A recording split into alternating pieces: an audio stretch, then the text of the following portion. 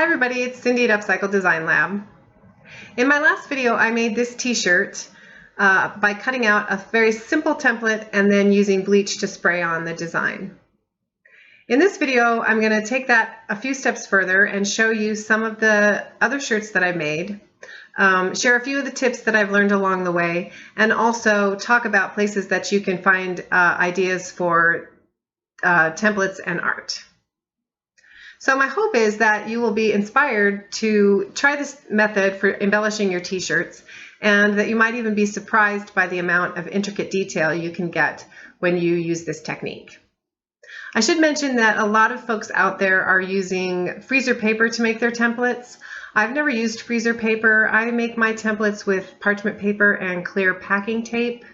I assume that the freezer paper works very similarly.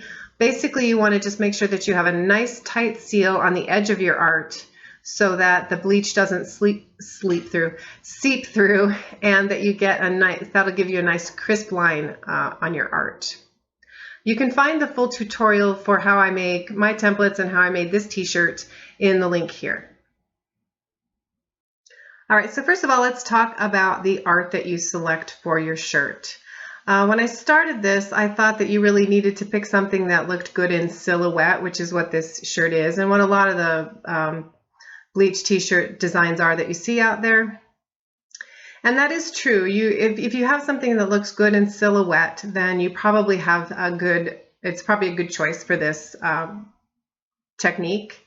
But you don't have to stick to just silhouette type art. You can really use anything that looks good in two colors. It just kind of comes down to how patient you are in cutting out the template, and how how much detail you really want to put into your design. So just keep those two things in mind. It needs to your art either needs to look good in silhouette or in a two-color print. So some of the places to look for art, obviously there's a lot of clip art online that you can use. I've also gotten art out of magazines. I found this little print of a coffee cup that was part of an advertisement that I just enlarged and made the coffee cup design. You can also use coloring books. To take it to be a little more personal level, you can use favorite quotes that you might have, your own photography. I really wanted to do silhouettes of my dogs sort of sitting and facing each other, and I thought, well, if I can take a picture of that, then I can trace around it and make a template. But if you know my dogs, you know they won't sit still for that. So maybe in another couple of years I can go ahead and do that. And also if you have any drawing ability, you can certainly use your own art, your own hand-drawn art. Some other things to think about when you're trying to do something maybe a little less basic than this is to think about the placement. Does it really have to be in the center front? Do I really want it in the center front? The size, maybe you want to make it much bigger or much smaller, and also whether it's going to be straight or angled, and do you really want it to be symmetrical, or is an asymmetrical pattern going to be a little bit more interesting? So those are just some of the things to think about when you're trying to design t-shirt art. All right, so this is the coffee cup design that I was talking about that I just enlarged from a magazine ad. It's still a fairly simple design. This template was quite a bit more complicated to cut out, and it's a little floppy, so I'm using a disappearing marker to kind of mark a few strategic points so I can make sure I get the template lined up. And then I'm just removing little bits of paper at a time so the template doesn't stick to itself. Here you can see I'm just using a little bit of bleach, and the end result looks like this. I was pretty happy with the way it turned out. This next shirt is an experiment with using a larger template, so I'm kind of trying to cover the whole half of the shirt from top to bottom. It's still a fairly simple template. You can see the bleach reacting pretty quickly in this particular shirt. And these first three designs are what I'm referring to as the silhouette type of designs. They're just sort of a solid shape and then the background color. The next few shirts are more of a two-color print. What I'm referring to as a two-color print.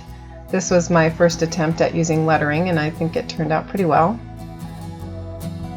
This is a slightly more complicated design with some smaller pieces.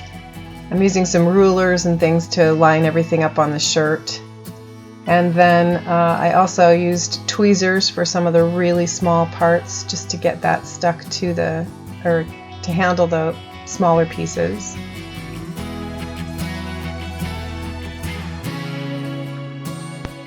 And here again, you want to be very careful that the template doesn't stick to itself. So you want to just remove a little bit of the paper backing and then stick a portion of the template down. And then carefully remove a little bit more paper. In this case, it was very thin, so I could just kind of tear the paper backing or fold it back to get it out of the way as I'm laying the template down. Again, if you're interested in learning how I make my templates, I will put that link in the comments of this video, and also you can find it on my blog, www.upcycledesignlab.com. I don't know if the freezer paper, if you can use these tiny little pieces like I'm applying here for the eye and the nose detail.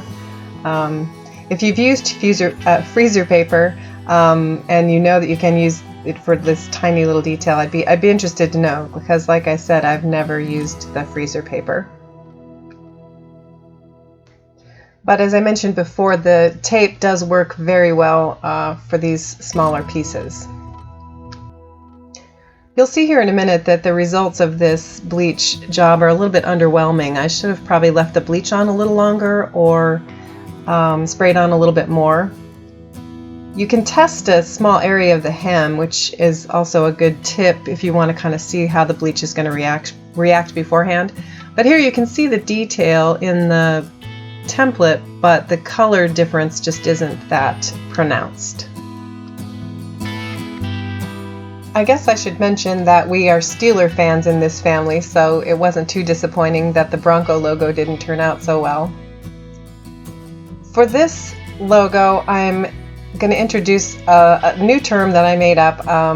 All of these prints that I've done so far have been sort of a negative version of the image, and what I'm trying to do here is to do the positive and the negative versions of this print. So I'm cutting out the design with an X-Acto knife and saving all the pieces, and then I'm applying them to two different garments. So this first garment, you'll see the template added as we've done before, so that you're going to get a negative, what I'm calling a negative image when you're done with the print.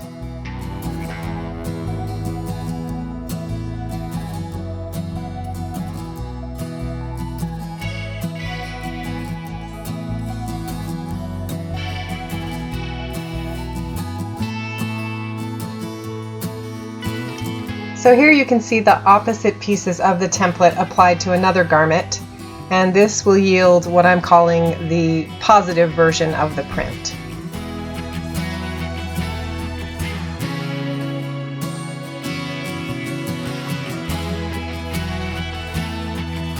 So for my last experiment, I went a little bit crazy. I decided to try to combine a couple of different ideas. So I wanted to do a big all-over print. I wanted to do something very detailed, and I also wanted to do it in a positive and a negative version.